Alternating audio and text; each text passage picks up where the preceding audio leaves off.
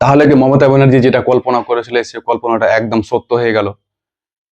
যে সে বলেছিল যে কিছু নাই, এরা ভোট চুরিগুলো রাখা আছে, সেখানে দেখো, সেখান থেকে কিন্তু সিসিটিভি ক্যামেরাতে ধরা পড়েছে, কি দেখতে পাচ্ছ আপনারা, সেখানে দেখা যাচ্ছে যে কোনো একটা আউট মানুষ ঢুকে সেগুলোকে খোলা হয়েছে, বক্সগুলোকে।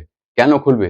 हमारा जो ईवीएम मशीन है, इधर में स्टोर रूम है, तो आप लोगों को जानकारी है कि नेताजी इंडोर में सीसीटीवी पे हम पाया गया और बहुत सारे जगह में कि उधर में मैनिपुलेशन हो रहा है और बाहर का आदमी आके वो खुल रहा है, देख रहा है, पोस्टर गलत को इधर उधर कर रहा है। वो देखने का बाद मैंने जब सीसीटीवी जब देखा टीवी में, तो मैंने सोचा मैं भी उधर देख के आऊँ। तो पहले तो सेंट्रल फोर्सेस मेरे को एंटर ही करने नहीं देते थे।